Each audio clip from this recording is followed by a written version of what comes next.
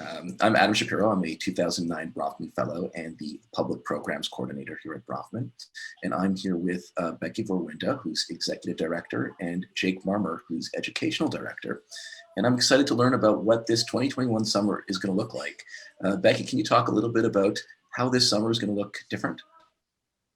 Thanks, Adam. Well, I'm excited to talk about this summer, and also really when I think about the 2021 summer, I think in a lot of ways it's going to be quite similar to your fellowship experience, though this year we will not be traveling to Israel. Our fellows will still have the opportunity to be in a wonderful space. They'll be at a retreat center in the Berkshires, and they will have the chance to really build community, to be amongst peers who are intellectually curious, who are wonderful conversation partners, and really who are part of a wide spectrum of Jewish background and Jewish identity. And together they'll create a community with one another. It was so important to us that we prioritize, after this really challenging year facing COVID, that we prioritize bringing a group together in person. And we feel enthused and excited and confident that that's what we'll be able to do this summer by being at the retreat center in the Berkshires. And Jake, what are you most looking forward to as the summer takes shape?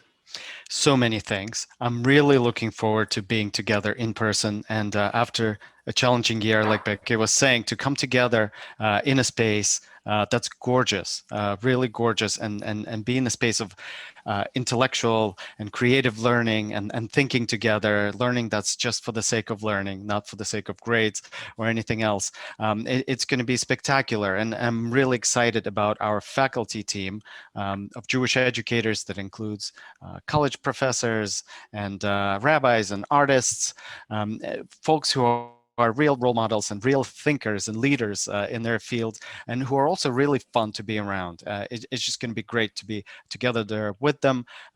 We're also launching Artist in Residence program, and those folks will be with us too. It's going to be a fantastic learning environment, more than just an environment. It will be a community.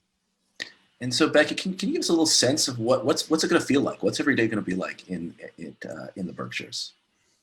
Yeah, so I have this image of fellows waking up in the morning surrounded by the beautiful trees at the retreat center, seeing the mist over the lake, and having, kind of a leisurely start to their day. Some people may have a prayer practice, some people may have an exercise routine that they want to follow, or meditation, or try something new out. And then they'll get a chance to eat in the beautiful kitchen at the retreat center, which is an organic kitchen with a lot of variety and a lot of tasty things to have together.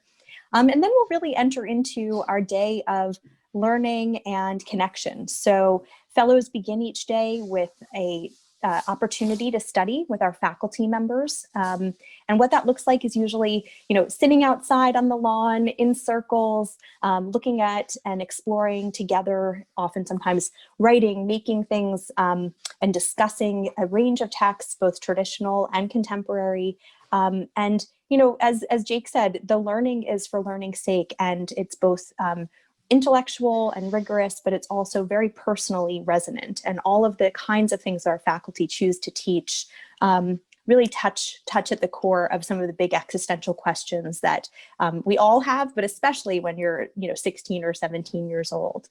As the day goes on, there'll be plenty of time for both downtime, community building, taking walks, going swimming, playing tennis, basketball. There's kind of a whole range of resources that we have at the retreat center, but also art making and quiet time to oneself, as well as hanging out with friends.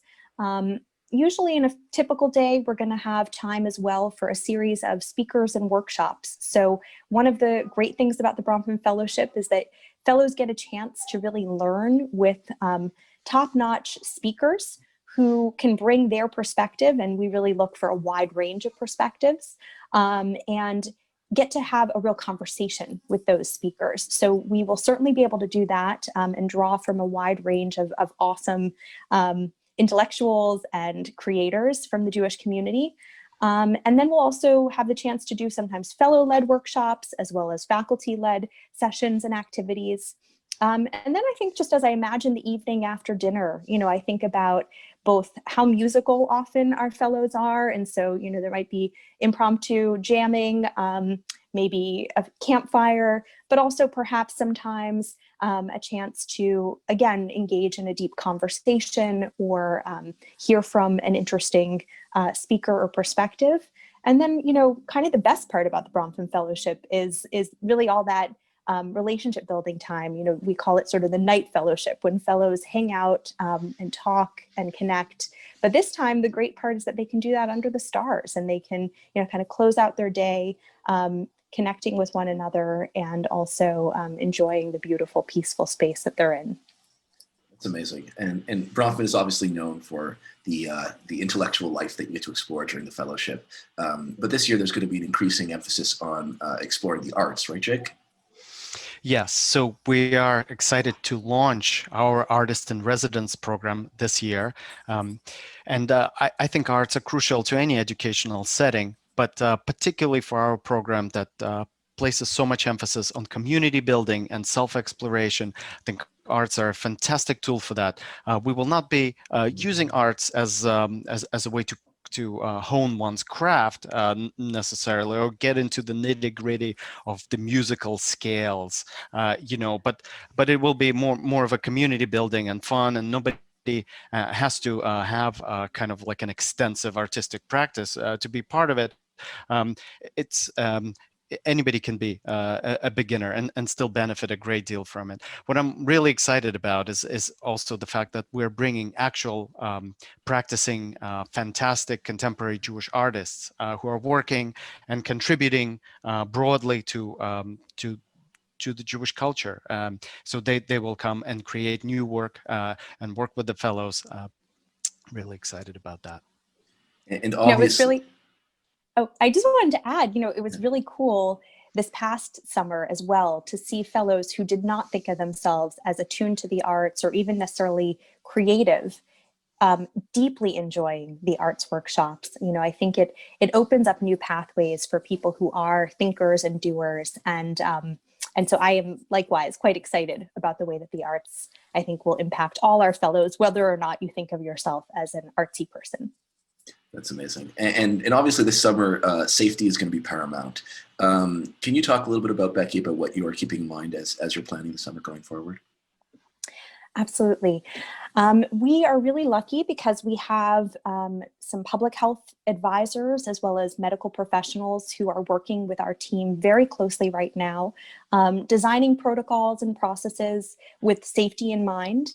And we're continuing to iterate that as, you know, as the year progresses, as we continue to learn more about the virus and its spread and how to really keep everyone safe. And we know that there will be a range of processes that will both involve how our fellows travel safely and faculty travel safely to the program, but also once we're together, how we keep each other safe, and really with an optimal goal of getting to a point where we can all feel, you know, secure that that we can take our masks off and enjoy our time together, and move beyond what again has been a year where sometimes the experience of mitigating the risks of COVID can just feel so heavy. So we're really focused on creating protocols and processes to enable connecting.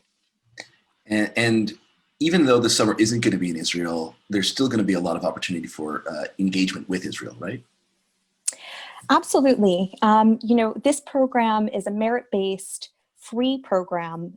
We really select fellows to have a lifelong journey. And part of that includes not only selecting North American fellows, but also selecting Israeli fellows. So what we're really looking forward to is the way that we can continue to bring our Israeli fellows and American fellows into relationship with one another.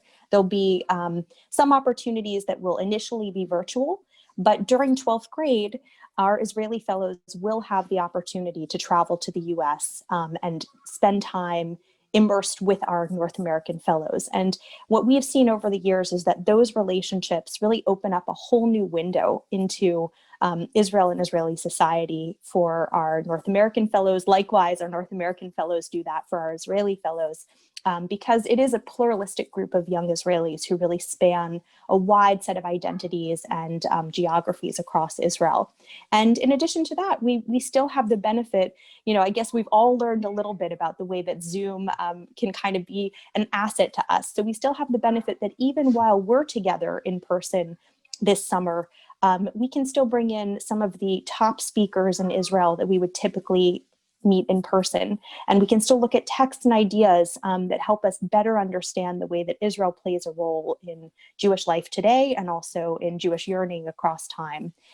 So I feel really enthused about the ways that we can still foster deep relationships with Israel. And one of the incredible things about Bronfman is that it's not just a summer program. It's on one level a year-long program, but it's way more than that. Jake, can you talk a little bit about what happens beyond the summer? Yeah, sure. And you're absolutely right. Summer is just the beginning. So it is a year-long program, a trajectory that moves all through the senior year of the fellows. After the summer ends, we have a series of virtual events and important virtual programs that go into the winter seminar. Hopefully, fellows will have a chance to encounter the Amitim, the Israeli fellows, in person during the winter seminar. After that, we have a spring seminar that's also in person and is something to look forward to, and also an opportunity for the fellows to work on independent projects that will get presented during the spring seminar. And of course, even the spring seminar, which is the official end of the program, is not really the end, because it's the beginning of fellows becoming alumni and becoming part of the larger community. And you know a lot about that, Adam, yourself as somebody who has been part of the alumni community. Yeah, absolutely. It's one of the absolutely incredible things about Bronfman is that the relationships you form over the summer really do last a lifetime, and the opportunity to meet 25 other exceptional fellows from all across North America is something that is absolutely life-changing. So as much as the summer is going to look a little bit different in some ways, I'm really excited to hear that it's going to be what Bronfman is most known for, and the magic of Bronfman is going to be kept alive. So for all high school juniors watching, I definitely encourage you to go to bronfman.org and apply now.